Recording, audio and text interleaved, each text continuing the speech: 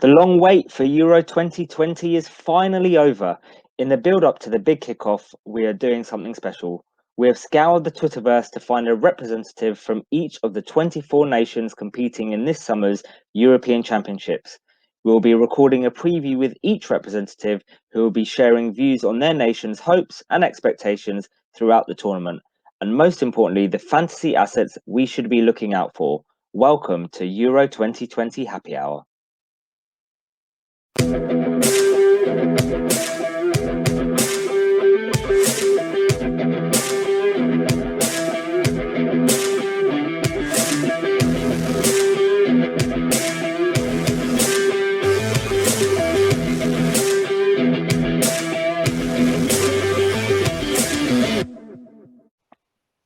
Hello and welcome to our Euro 2020 preview series with myself, Sham, otherwise known as FPL 2 Guys 1 Cup on Twitter. Myself, Rob, otherwise known as FPL Panda.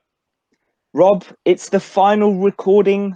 We've completed 23 so far, and we've left what we would say is the best till last, being fans of this nation. And that is, of course, England and our rep, James from Planet FPL. James, welcome, and thanks for joining us.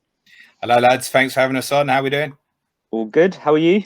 Yeah, all right. Just about ready to predict an England lineup that no one can predict. Well, listen, before we get into it, Rob and James, join us in a toast to our preview series, because I think we've done incredibly well to put something like this together, and the reps have as well. So cheers to you guys. Cheers. Nice. Right. Let's get into it. Let's get into it. Okay. James, let's start off. A lot of people, I'm sure, would have heard of you, but for those that haven't, tell us a bit about yourself, what you do, what football team you support, if you play FPL, etc. I log into FPL and I make transfers, but it doesn't go very well. My name's James. I'm the better half of the Planet FPL podcast with my mate Suj.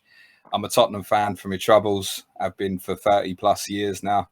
Yeah, I've renewed my season ticket thinking Antonio Conte might be the manager. But anyway, that's a different podcast, isn't it?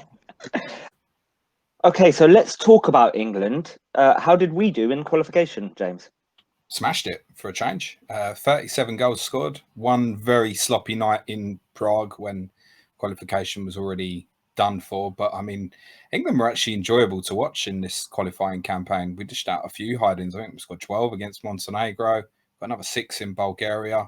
England were quite fun to watch. Quite often these games can be quite mundane to watch and routine. They sort of end 2-0. They're a bit flat.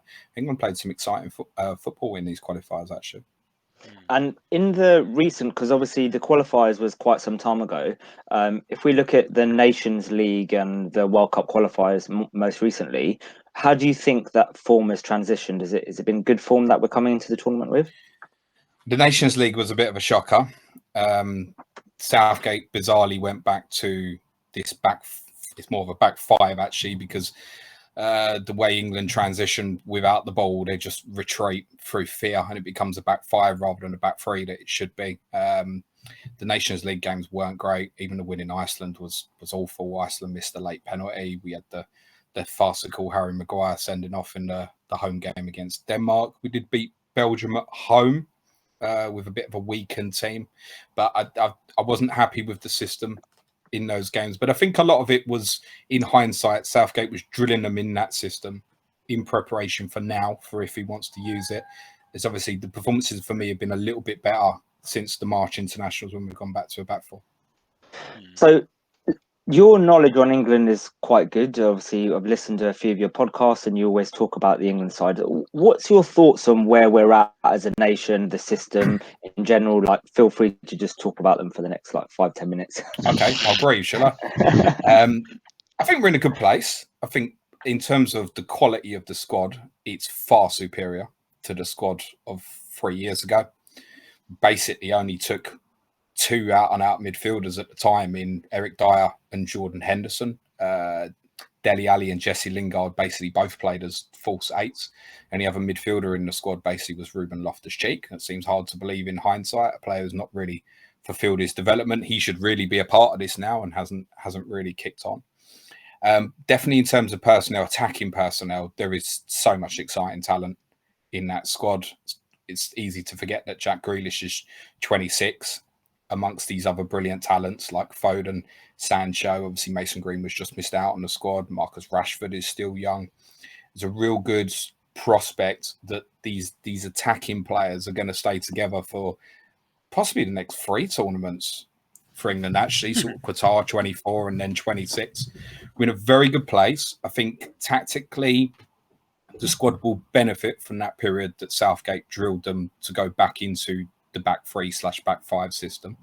So I think changing mid-game is something we're now capable of, whereas when the tide turned in the Colombia game and the Croatia games a couple of years ago, we didn't have the personnel or the tactical understanding to change system or the way that we played. Particularly in the Croatia game, we suffered because the equaliser was coming for so long because we invited the pressure.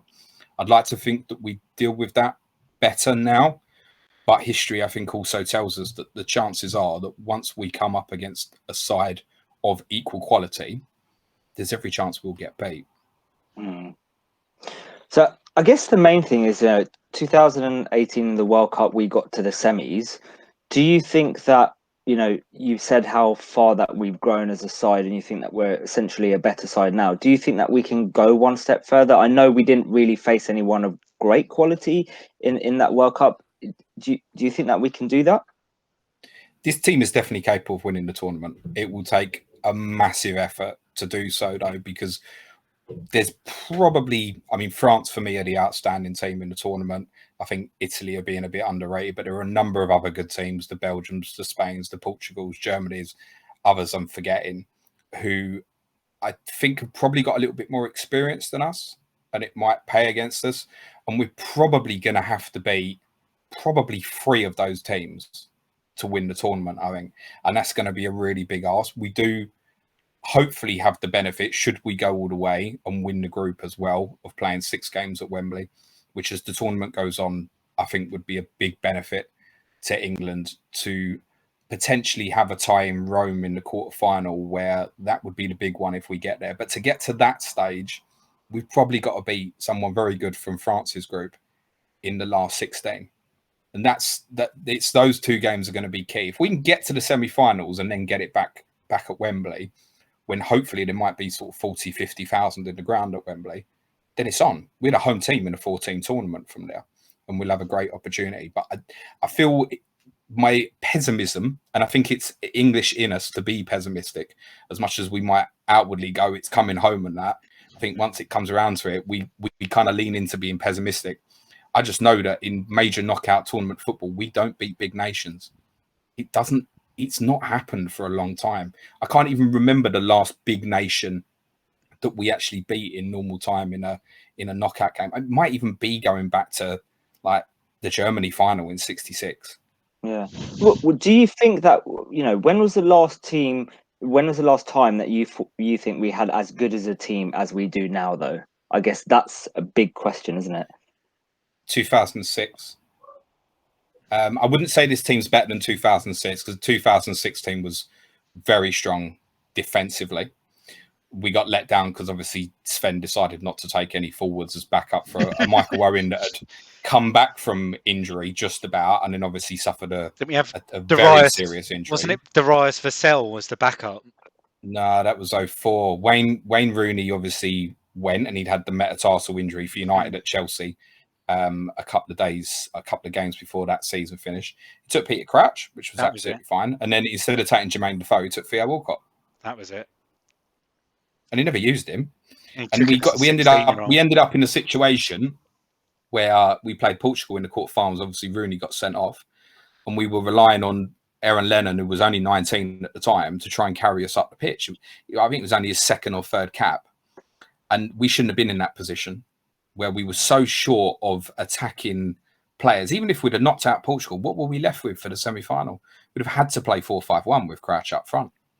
It was different then. It was more like 4-5-1s than 4-3-3s.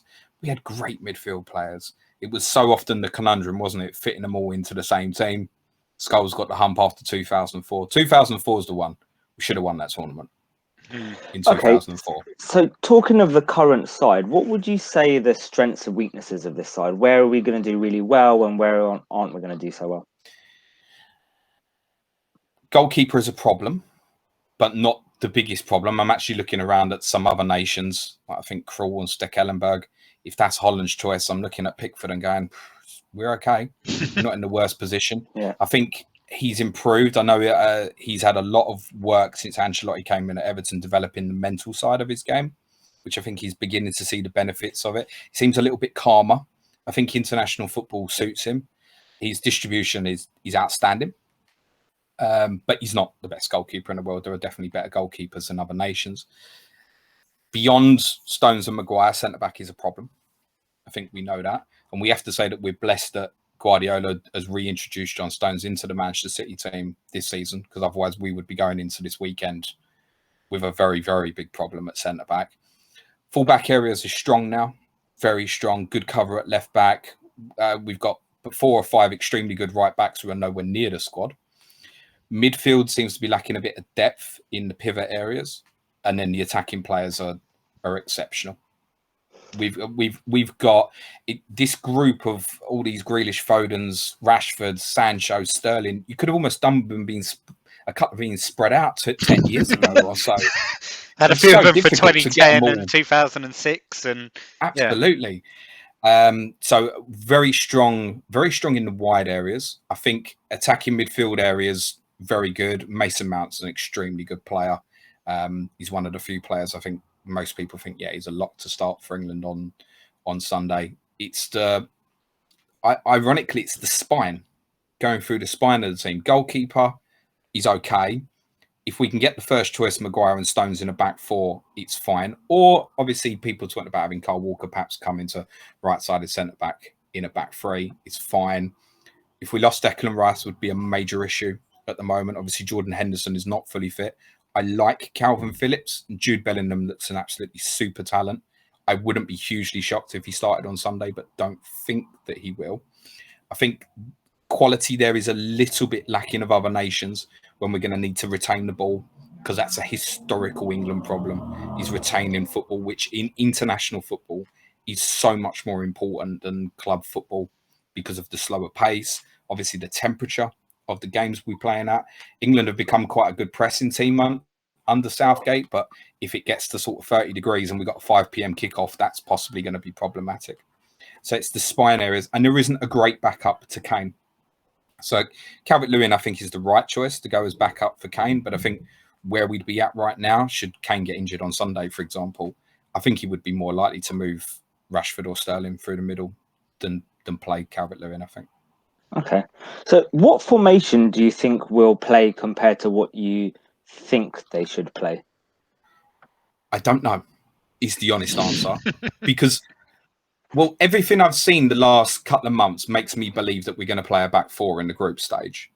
And then, depending on opponents, we might well switch that up in the knockout stage. But watching a lot of analysis on TV and listening to podcasts over the last week or so, there's a lot of people who seem to have it set in their minds that England are going to play a back 3 against Croatia. I don't know if they know something that perhaps we don't, but I'm surprised if it's going to be a back 3. I'm surprised that Southgate didn't look at it again, even for a half, in these friendlies against Austria and Romania. So I think it's likely to be a back 4 again, and it might be that we perform very well with it and it sticks. Playing the back 4 allows us to get one more attacking player on the pitch. And I think that's really important to us when we've got so many good attacking players. Again, the pessimistic England fan, I think we're taught to, we can't play with too many attacking players because when we have turnovers with the ball, we're in trouble. And yes, that may well be very true. But we've got players who, in the likes of Grealish and Foden and Mount, who can go and dominate a football match for us. Let them go and do it. Yeah, I think it'll be a back 4, but I don't know. A lot of the people in the know seem to set in their mind that it's going to be a back 3 on Sunday. Do you think, is it maybe because like the fitness over Maguire is a doubt, and like a lot of the reports say maybe match day 3 or the knockout stages that he'll be back in the side? Do you think it might be a case of having the 3 centre halves there? It just covers, like you'd have Stones joined by 2 of White, Mings, Cody, or Walker. Do you think it's just to try and cover their inadequacies as centre halves? maybe, or do you think it would be tactical? The one real frustration I have with the England squad is that Lewis Dunk's not in it. Is my biggest gripe, honestly, because for me, with Maguire out, he'd be starting on Sunday.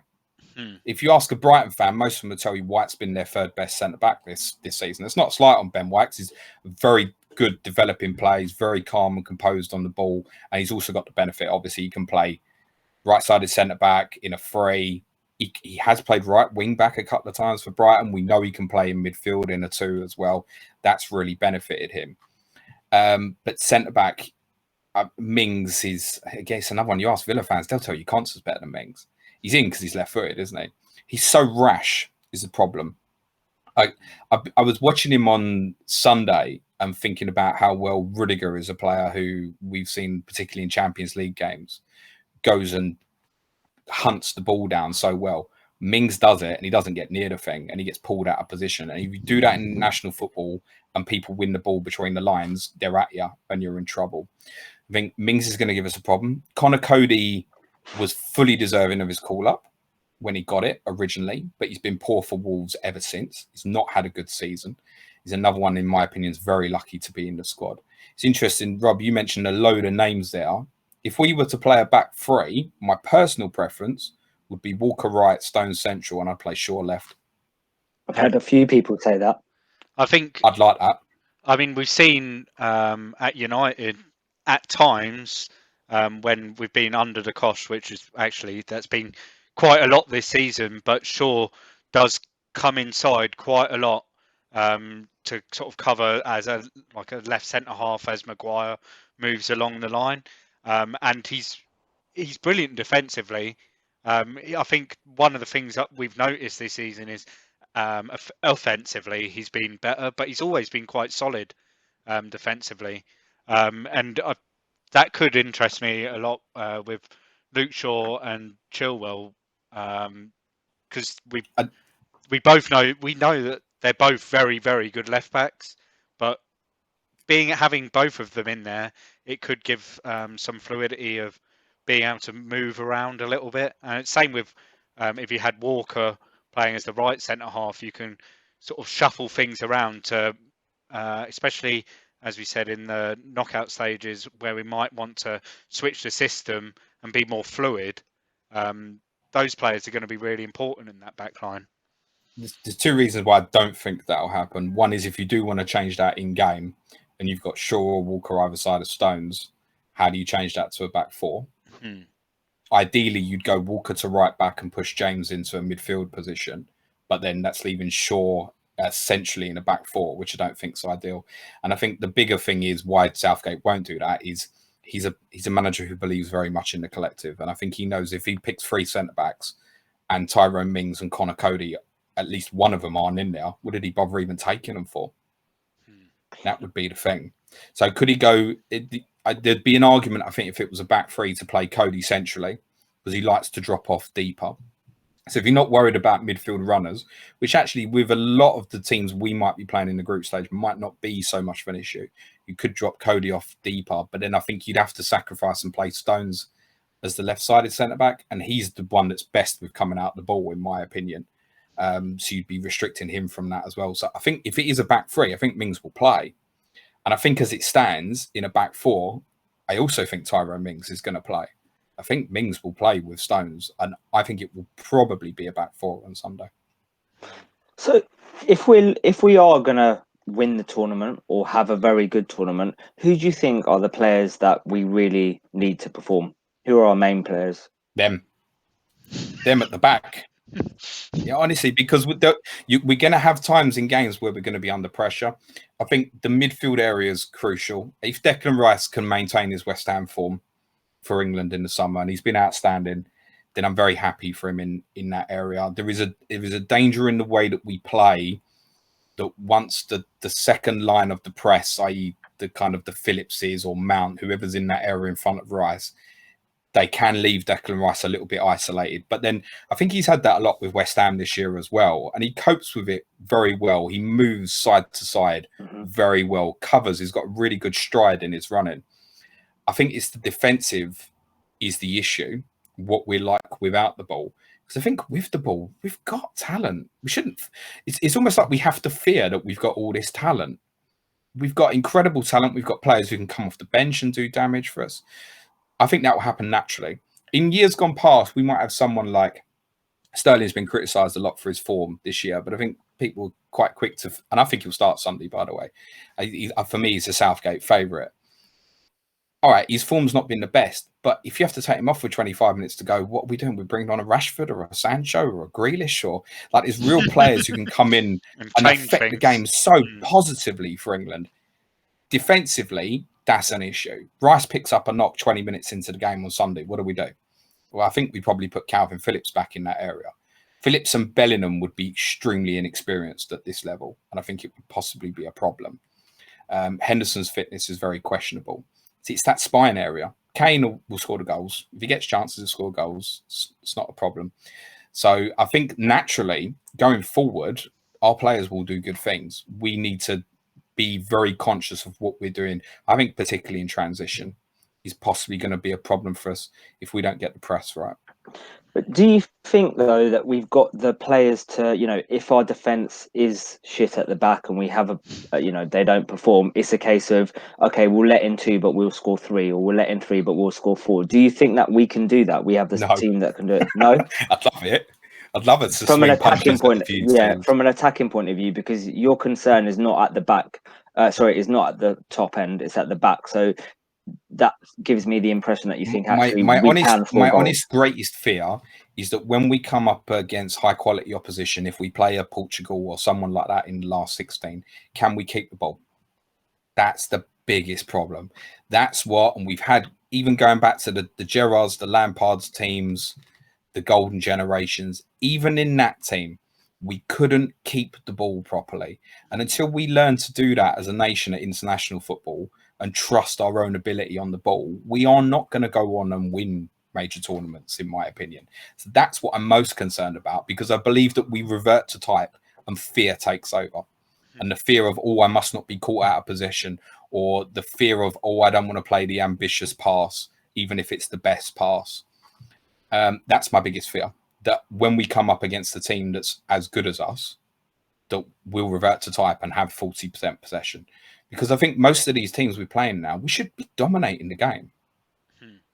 One of the things that's interested me whilst recording this, like, we've sat here, and I know in the earlier preview pods, like, people talk, like, saying, well, we asked who do you think the favourites are, and then I'll say France, and then I'll say England, and we'd laugh, thinking, oh yeah, putting us as the favourites are. But these nations are scared of us. Yes. They fear us. We shouldn't. And like, we've even spoken to the reps from Germany, Italy, Portugal, Spain. They've all said that England are one of the top sides in the tournament. They fear us more than we should be fearing them, maybe. And knowing that we have got this quality, that we should be able to, like, if we take a lead, and this at the last World Cup, it was the big thing against Colombia, against Croatia.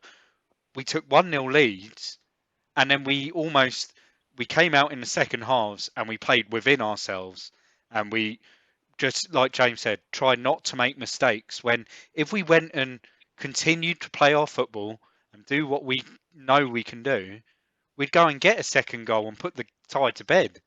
And that's when we invited the pressure. Colombia, it came late, but gave away a silly corner. Goal comes from the corner. Against Croatia, we invited just constant pressure on ourselves, and the goal was always coming. And then when they scored, we let it continue, because suddenly we conceded this goal, and that fear is just then grown, knowing that I understand why it happened 3 years ago, though, because I actually think Southgate tactically in that tournament was brilliant. He knew that he had poor tools at his disposal and got the best out of them. You think back to the Croatia game, we've got Trippier and Ashley Young at wing backs. We've got a midfield three of Henderson, Lingard, Ali, Sterling and Kane up front.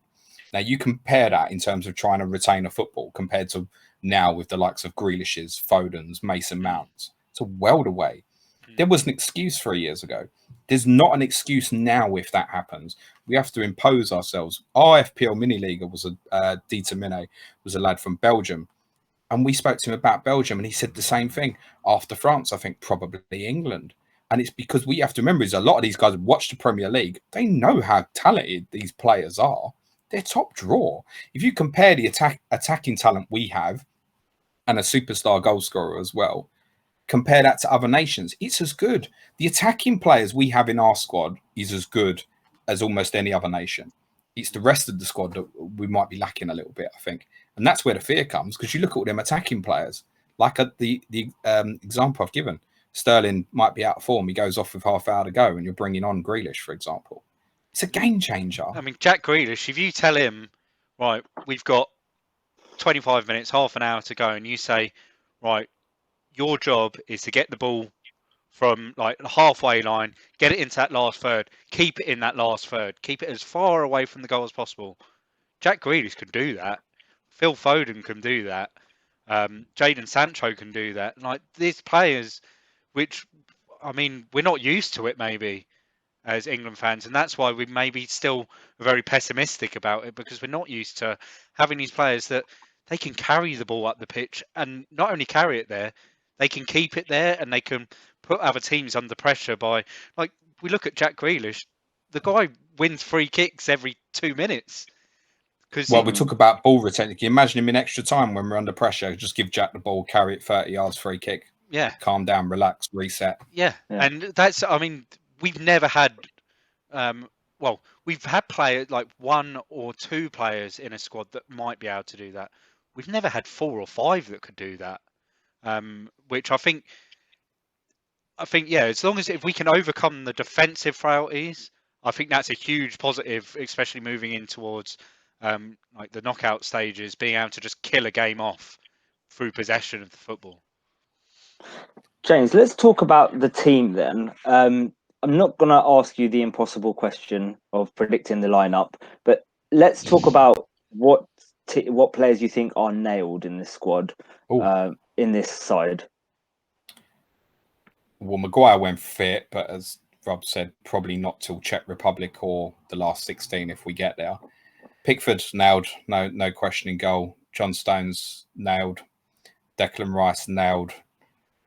I'd be stunned if Mason Mount wasn't in the team. And then obviously Harry Kane.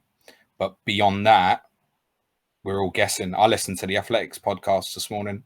They're meant to be the guys in the know. Even they said same names. They haven't got a clue who's going to play otherwise. Do you have a predicted lineup that you think he'll go with, or you literally have no idea?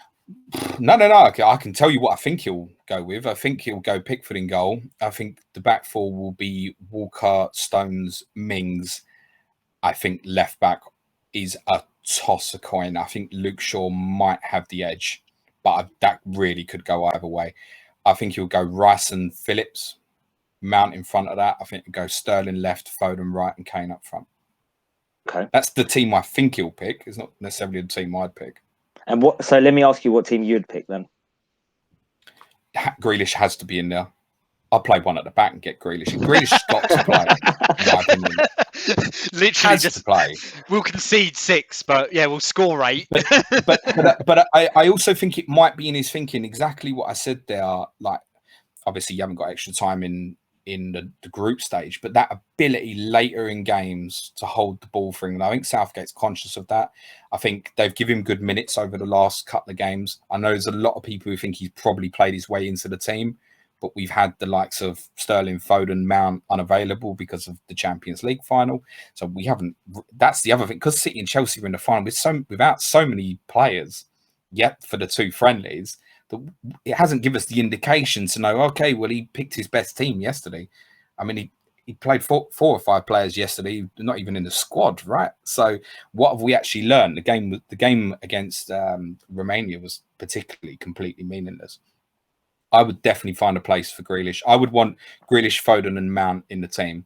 And if that meant we had to sacrifice all the pace, that's what I'd do. I would, with what we've got at the moment in the group stage, personally, I would go Rice and Mount in midfield, which I know a lot of people think, oh, you can't do that. I want us to dominate the ball. So it would be Rice, Mount. I'd play Grealish ahead of that. Grealish and Mount could play similarly to how Ali and Lingard played in 2018. Doesn't that sound a lot better now?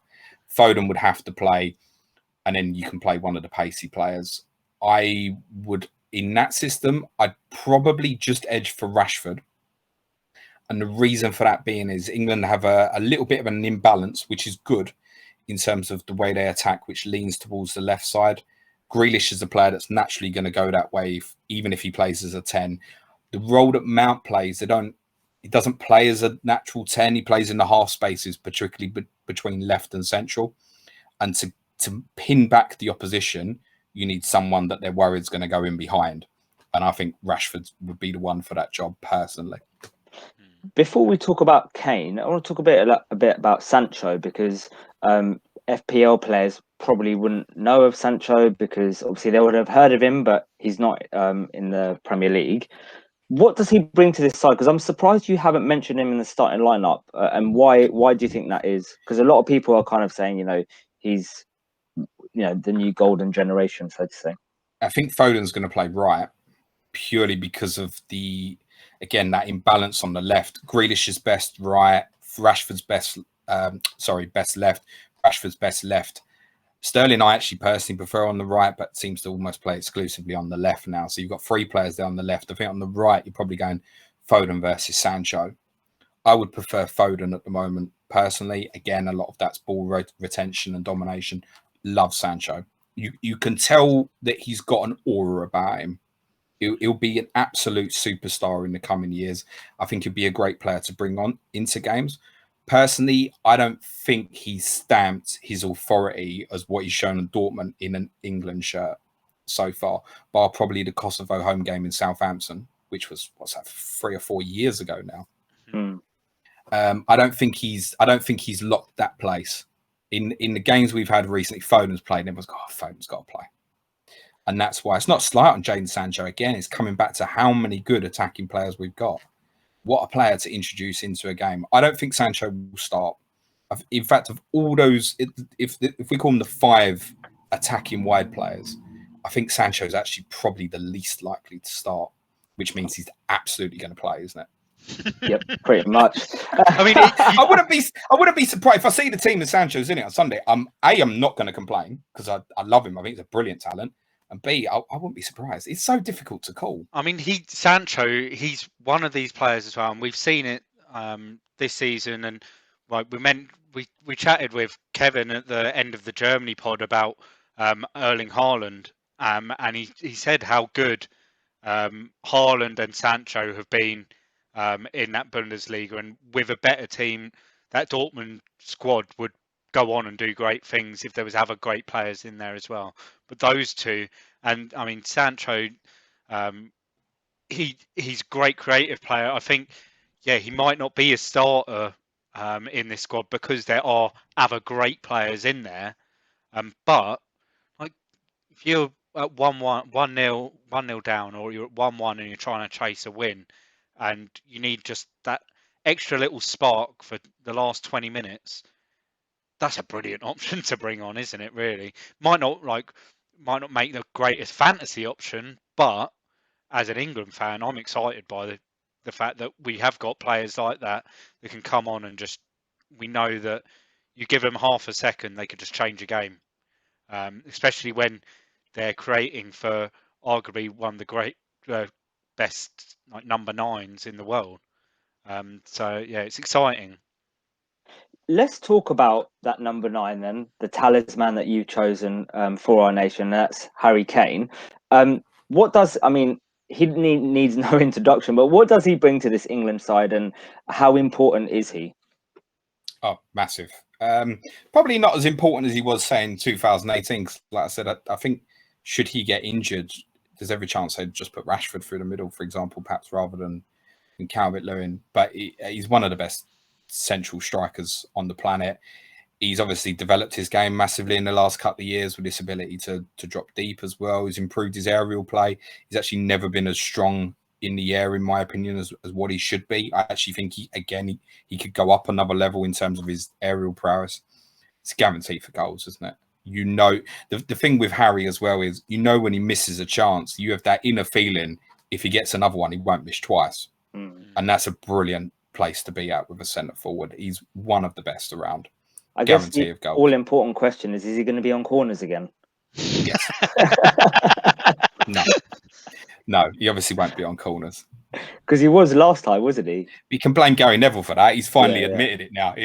Harry Kane admitted a few things to Gary Neville as well, which I wish he hadn't have. That's also another podcast. That was 2016, wasn't it? He was on corners on it. Yeah. Yeah. Strange. It was strange. Yeah, very strange. Let's look at our group then. How do you think that this is going to pan out? You know, a lot of people, some people are looking at this going, it's an easier group. Some people are saying it's a harder group. What's your thoughts on it? Because obviously we've got the, runners up of the World Cup in here, Croatia, Czech Republic are a decent side. Obviously Scotland, who are looking their best side in a long, long time. How do you think this group's going to pan out? We should be winning the group. There's not a doubt about that. Croatia are not as strong as the team from 3 years ago, but a very good footballing team who will have spells of the ball at Wembley on Sunday and will no doubt keep it and frustrate at certain periods. I don't think they have the explosiveness that they had a few years ago. I don't think they're quite as strong, but I think probably rightly the second favourites in the group. Czech Republic, a bit of a mixed bag. We've got some aerial threats, definitely, which could cause us some problems on set pieces. You'll know about one of them, obviously, Sham. Mm-hmm. Scotland shouldn't be underrated. You have to remember as well, they're going to play Czech Republic and Croatia at home. And I know they can only have about 12,000 in Hampden Park, but that's going to be so big for them to not just be at a major international tournament, but next Monday they're going to be in a major international tournament with a home game. And I think that's actually being overlooked quite a lot across groups generally. The home advantage, we've kind of forgotten about home and away advantage, particularly in the Premier League after the last 12 months. But when we have seen fans in stadiums, we've seen it's made a difference, I think. And that will be a big deal for Scotland. It could be that they'll crumble under the pressure a little bit, because I think particularly the first game on Monday, they'll probably look at it and think they'll need to beat Czech Republic. And that brings on a different kind of pressure. The fans might be feeling that as well. But they've got the best team they've had since they qualified for France 98. Got some good players there. I mean, Andy Robertson would get in our squad. We're talking about centre-back problems. If we're going to play a back three, Kieran Tierney would get in it. We've got some good players. I like McTominay. Billy Gilmore's an outstanding talent. We've obviously added Che McAdams to the squad now. They've got some good players. They would do well to qualify and get out the group, in all seriousness. But I think they're very capable. And one win probably gets you out the group, as long as you don't end with a really bad goal difference. Yeah, if you don't get smashed by someone, then one win does it. Portugal drew 3 games in 2016. They only won 1 of 7 games in normal time, Portugal, and went on to win the tournament. So, is that you predicting Scotland to win the tournament? It's definitely not, sweetheart, I can assure you. But I think that there's only 8 teams going to get eliminated in the group stage. Fuck, that sun's really annoying, isn't it? There's only 8 teams going to get eliminated in the group stage. You've got a chance of getting it out. Definitely. Czech Republic, I don't think are world beaters. As I said, we played really badly when we lost to them in Prague. We battered them at Wembley. I know they've improved since then. But you would certainly expect us, if we needed to win that last game, I would be very confident of us doing it. I would not be surprised if England don't win on Sunday. I think that's just historically, England don't start tournaments well. I think the only team we've beaten in opening tournament games in the last 30 to 40 years is Tunisia, twice. That's it, in 98. Really? Is it that bad? I didn't even know that. So, yeah. We don't win opening games of tournaments. So this Croatia game, it gives me the same vibe. And I mean, I was a lot younger back then, but England v Switzerland in 96. Like, against the team we should beat on paper, but I think it's going to be a 1-1 draw, and then we just crack on with meeting the Scots. It's just, I think, we should be beating Croatia, and I think that the moment in that first game, I think there's a lot of players that haven't been at a major tournament before that are going to be playing their first game. I think it's just that little bit of pressure, which might have been heightened if we had a full Wembley with 90,000 people. I'm not sure. To compare it to 96, this Croatia team's better than that Switzerland team. And England did not play that well that day. Easily could have got beat Switzerland. And I think you probably psychologically got that in your mind, Rob, because Scotland's the second game as it was in Euro 96 as well. We sat on the Scotland preview, and I said I've got a funny feeling that England-Scotland game could be the toughest of the three, just because of the rivalry and the history behind the fixture. But I'd like to think on paper it's a easy, like 9 points through to the next round, but we're England. We won't get 9 points. No, I think it will go that it will end up going down to that last game, but then we'll win against Czech Republic. I don't think it'll go to the last game because I think we'll probably get 4 points from the first two, and that's going to get you through. You've got to be shit unlucky to have a situation like, was it Italy, Norway, Mexico, and Republic of Ireland all finished on 4 points in USA 94, and that was under this format. 16 out of 24 teams go through, so they all finished on 4 points, and Norway missed out. You've got to be so unlucky not to go through with 4 points. I mean, majority of teams get 3 points, probably going to go through. So before we talk about fantasy, you think that we can top this group. How far do you think we will go, and what do we need to happen to win it? What needs to happen to that England side for us to win it as it is? We need to keep the ball better. Is the number one thing. We have to keep the ball better. I think we'll go out in the last 16. Because history tells me that when we play better football teams, we get beat. And we're very likely to play one in the last 16. Should we win that game, I think the euphoria in this country could sweep them to go very, very deep. And I think the only team that are definitely better than us are France. I think just for like the people, I think if we won this group, we'd be playing against the second team from the group of death, which will be probably one of Portugal or Germany. It's Hungary. What's wrong with you? Hungary. Hope it's Hungary. Sorry, David, the Hungary rep. But it's going to be one of those two. But like you said, if they came through that as a test, like two teams that we've lost against in recent tournaments in the last 20 years as well, like they came, like you said, the euphoria.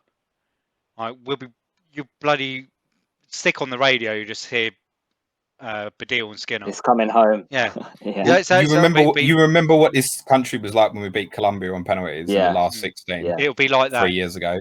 Well, imagine if we've just beat Germany at Wembley in the last 16. Yeah. Right. Let's talk fantasy then, James. Before we go into detail of players and stuff, just a couple of questions. So when you look at the squad list, is there anyone here that you think is kind of, out of position? Any players listed as defenders or midfielders that should be vice versa, etc.? No, obviously the attacking midfielders, other than Rashford, have all been put in as midfielders. I think once you've got an understanding of who's going to play, and we've discussed that's quite difficult at this stage, they're all quite interesting, actually. I mean, if Grealish locks down a place, for example, at 7.5, that's interesting. Phil Foden similarly at 8 million. Sancho is probably a little bit expensive for me at 9.5. But I think if Foden and Grealish can nail down a place, you're arguably saying they're part of a front three. So you could make a case to say that they're out of position. Otherwise, no. Okay.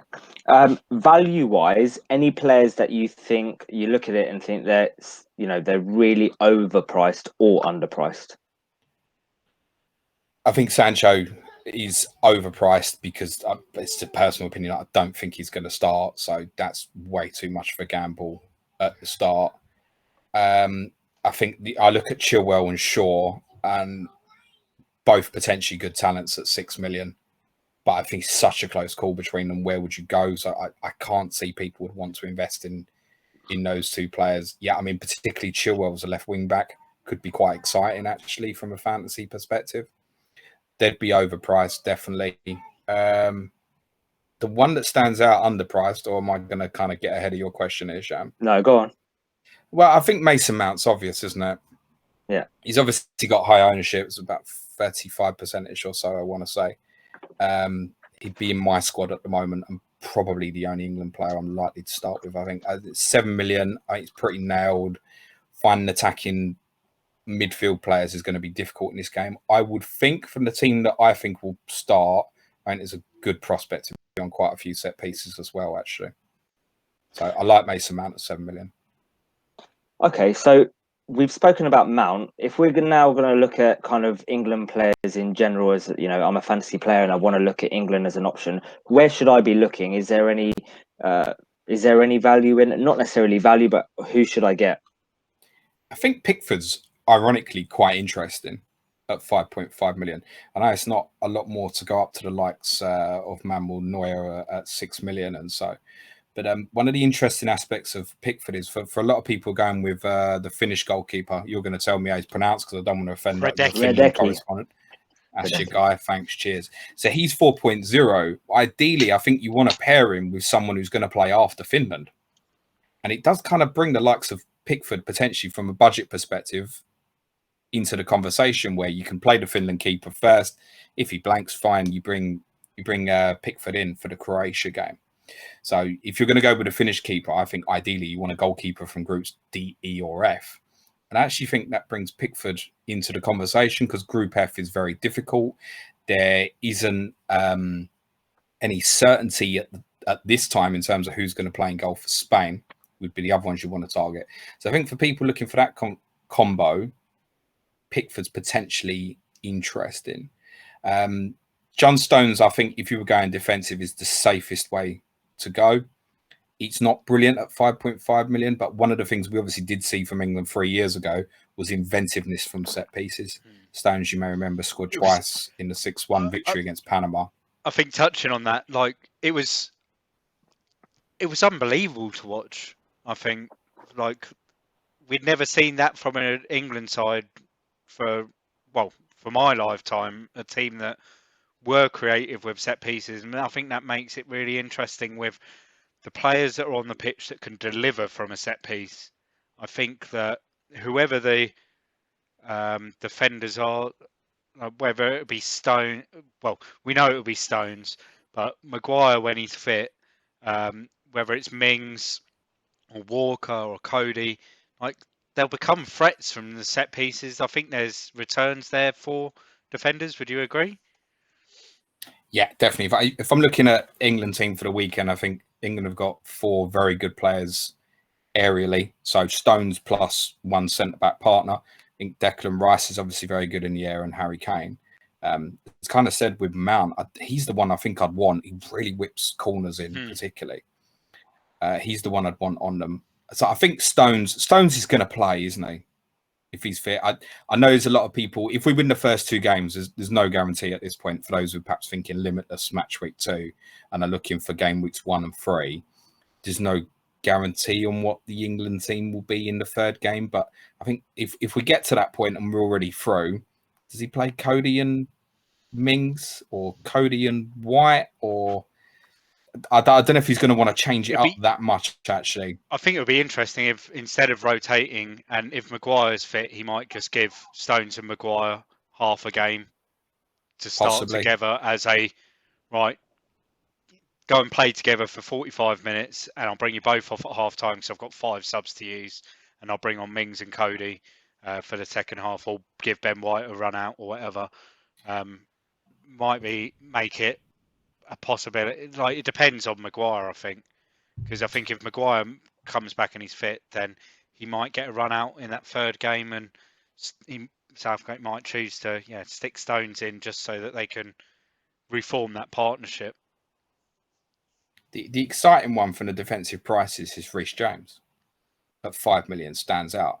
Now, if England are going to play a back 3, I think Reece James probably plays right wing back. But nobody can tell us right now what system England are going to play. And I think if England are going to play a back 4, I don't think Reece James starts. Do you think it's Walker or Trippier, isn't it? The one small benefit you could have with going someone like James is that it's not overly expensive. You do obviously get to see the England team for the first game. chances are your subs are going to probably play in later days anyway. I just don't think you want to mess about with this. This game, because it's such a short format, I don't feel like it's right to get the players in that are going to be risky picks. You want to get the players in that are nailed. I know if you could tell me the England team now and Grealish is in it, I would want to take a chance on him at 7.5. And I'd feel similarly about Foden at 8. But I don't have any major confidence in it. And I'm not sure, because of what I'm saying about Mount on set pieces, I don't think I could justify Foden a million more than Mount personally at the moment.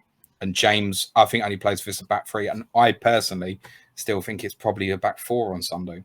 I mean, do you think that if we win the first game, we'll go with the same team in the second game? Because I think it's Scotland's second game, isn't it? And a lot of people have got Limitless or will be using Limitless.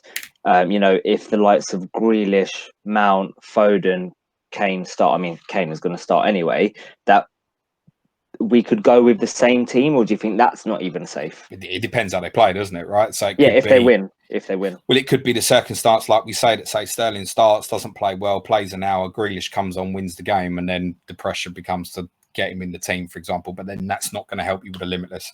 You're banking on kind of reading between the lines what the manager's going to do. I think if you've got the likes of a Foden or a Grealish and they start on Sunday and play well, there would be no reason to think they wouldn't play against Scotland.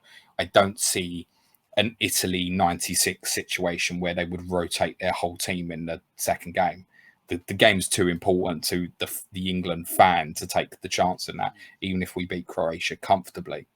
So whoever starts and plays well on Sunday, yes, you can expect them to play again against Scotland, I think. I think it's interesting with just like touching on like the chips. There's a lot of people that are using the Limitless and they've got their teams for a match day 1 and match day 3.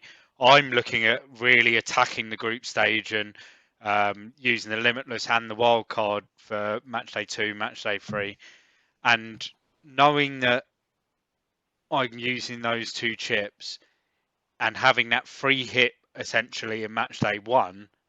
I can look at that squad and it's one of the things I thought about whilst I was doing, because I really, as an England fan, you want to get some England players in your fantasy team to make it even more enjoyable. I don't think it's going to make things worse. Come on, it'll be great having Harry Kane as your captain against Scotland. But can get other players. I'm probably not going to start with Kane as it stands. I'm not, and this is why I think we'll be able to learn a lot from match day 1 to then take into the Limitless in match day 2, and then if you're wildcarding in match day 3, to then take into your wildcard in match day 3, knowing that it's a free hit. And if England need a result in match day 3, you could go, right, I'll have Kane, I'll have Sterling, I'll have Grealish or Sancho or Rashford or whoever. Like, would you go, yeah, I'll take all of these players for that Czech Republic fixture in match day 3? Or would you go, would still if be you're wary? Wildcarding? Yeah, because you're going to be getting. You mean if we're in the circumstance where we've won the first 2 games and he might change the whole team? Is that what you're saying? No. If they still need, like, if you could pretty much guarantee what the lineup would be from seeing match day 1 and match day 2, and then you're on a strategy that then is wildcarding match day 3, would you go, right, I want to target some England players against Czech Republic and go? Right, if the game needs to be won, yeah, definitely. Who would you say would be your free if you're wildcarding? So you think you've got to work within the budget? It's basically a free hit, isn't it? But yeah, I think in that circumstance, yes, definitely Harry Kane. It depends who's been in the team, Rob, right? Because I would say to you, Grealish, Foden, if they're in the team. No, so free attackers more than. I think so. If Tyrone Mings is still playing at the back, I think you go free attackers, mate. Yeah. So I haven't heard you mention Kane as an option yet. Maybe it's because we haven't got there. But would you say Kane is an option in this side? I mean, because we know that he's nailed. Yeah, we know that he's nailed. You would play him, and why aren't you starting him if you think he is? So my plan, like many, I think it's Limitless 2. I don't know yet if I'm going to play wildcard 3 or not. depends how I land, basically. If I don't land well and I've got players who look like they're going to be rotated, I'll use the wild card. If I think I can get away with it, I would like to hold it to the quarterfinals. So I'm looking at it from two perspectives. Lukaku for me is definite. I want Depay. Two great Holland games. They've got home fixtures in Amsterdam. That'll be fun. They'll have a party there. So Lukaku and Depay would be the first two for me. Then my choice is Kane or Lewandowski. And I think if I'm looking at match weeks 1 and 3, I think Lewandowski's got the best of it, especially when I consider as well, Lewandowski will play match week 3. We don't know right now if Harry Kane will. And it's that small little tweak that might actually decide for me whether I'm wildcarding or not in match day 3. If suddenly I've got Kane. Because the one thing I would be very confident about the game on Sunday is I think it'd be low scoring. I think it'd be 1-0, 1-1, maybe. I can't see England winning more than 2-0 on Sunday. I think it'd be low scoring. And I think actually with Lewandowski, match weeks 1 and 3, you missed the Spain game, and you get Lewandowski against Sweden, and you're going to tell me the other team in that group who I've forgotten. Slovakia, thank you. And he starts with Slovakia as well. So I think Lewandowski, decent. I think they're a better team, Poland, than what people are giving them credit. They give us a few problems, particularly in the second half at Wembley recently as well in the World Cup qualifiers. So I think they're a half decent side. I think they've got better creativity than what they had a few years ago, Poland. So for me, it's a Lewandowski choice over Kane looking at match weeks 1 and 3. If I wasn't using the limitless chip in the group stage, I would definitely go Kane. Okay. Do you think there's anything that we haven't spoken about from an England point of view or England and fantasy point of view that you think our listeners should know? Yeah, it's coming home. Forget all the pessimism. That's all jokes. It's not really real. We all know we're winning it, actually, right? Anything from a fantasy point of view that you think that we haven't covered that you think is important to mention? I don't think so. I think that it's our nation, and between the three of us, there are so many close calls in terms of who's going to play that it makes it a little bit of a nightmare. I think for me, Mason Mount is the standout selection. I think for those looking at goalkeeper partnership, really should consider Jordan Pickford as a short-term option for, say, again, if you're on the limitless 2, for example, match days 1 and 3, and there's every chance England could pick up clean sheets in those 2 games. Stones to stand out defensively because it's just not worth the risk unless someone tells you before Italy play on Friday night, England are playing 3 at the back and Reece James is going to play. And although I think Foden will start, I don't think it's worth the risk to pay the extra over Mount. Mount is the one attacking player other than Kane, obviously, who I'm certain of will start. Kane, obviously, you can go for. He's a great pick. It's just a personal for me versus Lewandowski on my strategy. I think we didn't really think this through when we scheduled all these podcasts in, and we went, right, we're going to do it this way, and we'll get the big teams at the end so that we've got all the squads and we've got some info from friendlies. Fuck me, we've got this wrong with England. No, we've got. We'd have been no if we did this 3 weeks ago, Rob. We've got. I mean, I think the podcast or video, depending which you're watching, that is actually the hardest to see what the 11 is, and it's the very last one. And we could sit here and we could sit here for hours and waste all the viewers and listeners afternoon. Well, it wouldn't be wasted. It would be great. A great discussion. But we could sit here all afternoon and chat about who we think should or should not start in this side. But at the end of the day, it's going to be whoever's performing the best on the training pitch, because that's the only time these players have played with each other since March. At the end of the day, by Saturday, the ITKs will know 9 or 10 of the starting 11. Just by Saturday. Yeah, they'll know. pitch. They'll know. It's probably going to be too late, with obviously the deadline being Friday. I can't ever remember going into a tournament and being so unsure of what the England team will be. And by the way, that's no bad thing, because quite often we've had teams in the past, such as the 2006 team, which the depth behind the first 11 was poor. The team basically picked itself. This team, it's because we've got competitiveness particularly in the wide positions, that this becomes really difficult to decide. Because have any of us actually even got a real preference if it's Chilwell versus Shaw, for example? Like, I'm not bothered. I'm a Whoever he United fan. picks I'll on go Sunday. Shaw, but I know like, a that's lot of it. people obviously had a problem with Sterling's form. As I've said, I think Sterling will play on Sunday. And if he goes with Sterling, I don't have a problem with it, because the team that England pick in game 1 isn't the team that's going to win the tournament. It's the team that he picks in game 7 if we get that far. So it's not even necessary to say, oh, you have to start Grealish. Does Grealish have to play all 7 games from the start? We know he's got fitness issues. For me, he has to play. But whatever that team is on Sunday, I don't think I'm going to be upset with it, because it's game 1, hopefully, of 7. I think with like just touching finally on like Sterling, and we mentioned earlier Pickford, we've seen these two, and you can probably really single these two out, that they've had issues with their form this season. Pickford's, there's been mistakes at a club level. Sterling just hasn't produced what we maybe expect him to produce, but I think it shows a great leadership and confidence from Southgate as a manager, that he still trusts in Pickford as his number one, because Jordan Pickford's never made a mistake in an England shirt.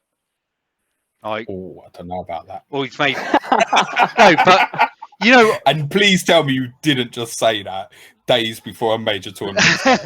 You're gonna get gift to hell on Monday, mate. All the wood. 100%. But like, cut that bit out now, Shaq. Yeah, I'll get it ready. they've performed well in an England shirt, and they haven't made any they haven't had performances that have gone, right, you should be dropped from the England side. That's one of the things that maybe stands out with me, that he trusts this squad of players. There seems to be a togetherness that we might not have seen in the past squads, and we've heard stories of squads around that 2006 era, harking back to 96, where Arsenal players and United players and Liverpool players just wouldn't sit next to each other. But you see this squad, and you see them on social media doing all this to each other all the time and chatting together. There just seems to be a togetherness, and it's like looking at 3 years ago is what all started it. And I think that moment they had 3 years ago, where I think they believed that they could win the World Cup, and I think that, Disagree with that. Well, they maybe learned a lot. I don't think there was any England player in that squad 3 years ago believed they were going to win it. They maybe don't believe. I think that journey that they had at that World Cup, I thought, brought them together as a group. Would you agree with that? I think they got to the stage where they thought getting to the final would be incredible, but probably wouldn't have had the belief to see the job through if they got there. I think they got there because of the draw. We don't have to lie about it. Yeah. Oh, yeah. But I think they've learned a lot on that time. We saw it in qualifying. We mentioned earlier the Nations League, where Southgate was trying a different formation, and the tactics were changed slightly. But through all of that time, I think it's been a learning process, and I think now it's the time this team, like, they go to a major tournament and try and there's always going to be a hype there, but there's also people like us that are a little bit pessimistic maybe about it and go, yeah, we'll get knocked out the round of 16. Maybe we get to the quarterfinals, but we might go out there. But do we think now is the time where we should be going, wait, this is our best chance in our lifetimes of winning a competition? We should definitely, as England fans, know that we're capable. We are genuinely, if we perform to our maximum, we are capable of winning this tournament. As you guys have said, even speaking to your other correspondents, like, you get that feeling that oh yeah, do you know what? They're decent now, England. So, and that's difficult as fans for us to put ourselves on the outside of that. Yes, now's the time. I think it might be one tournament early. I think Qatar, there's a serious prospect for this squad. I think, unlike 3 years ago, this draw's not turned out nice for us. So even people saying, oh, we'd be better off finishing second in the group. You're going to play the winner of France's group in the quarterfinal if you go that way. I'd rather play Portugal or Germany in the last 16 than France in the quarterfinal, and we'll play Portugal or Germany at Wembley as well. So whichever way we go, we're almost definitely going to walk into difficult games. That's the next step for this team, is that we've beaten Spain in friendlies, we've beaten France in friendlies. Go and beat one of these major nations in a knockout game. That's the biggest hurdle of all. Until we get to that stage, we're not going to win the tournament, right? I think that was like, if we look back at '96 when we beat Spain on penalties in the quarterfinal, and I think that was when there was that real belief in that side back in '96, and the euphoria. Like, we look at the euphoria around beating Colombia on penalties. That was nothing compared to '96 when we beat Spain on penalties, and going into that Germany carried from. There was obviously the emotion of beating Scotland when it was worrying for a period, because Scotland played quite well for long periods of that game, matched England. People forget that we only played well for 2.5 games at Euro 96. It was the Holland game that everybody, because Holland went into the tournament as pre-tournament favourites. We smashed them, right? Do you know Holland had a higher XG than England in that game? Was genuinely true that. Go and search that. Yeah, when England beat Holland 4-1 Euro 96, Holland had a higher XG. But you don't remember that, do you?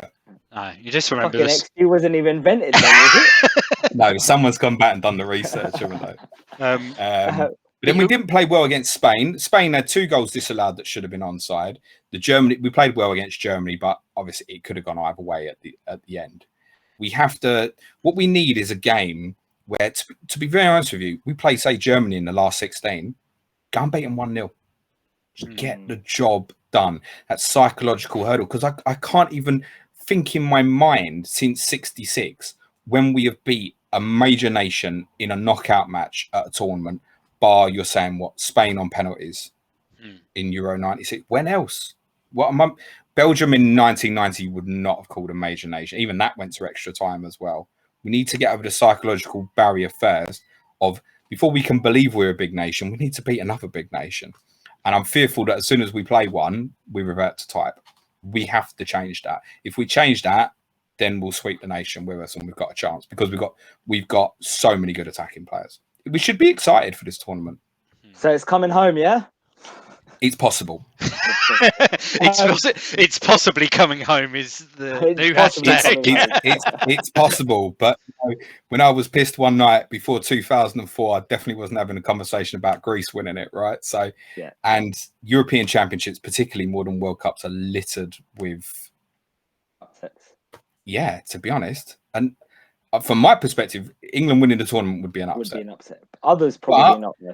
We've also potentially got 6 or 7 games at home. Yeah. The problem is when we do beat Germany in the last 16 and we got to play Spain in Rome in 30 degrees heat, we won't be able to keep the ball, will we? We'll be in trouble. Right, Rob, James, before we wrap up, is there anything else that you'd like to add or say, Rob? No, thanks, James, for coming on. Pleasure.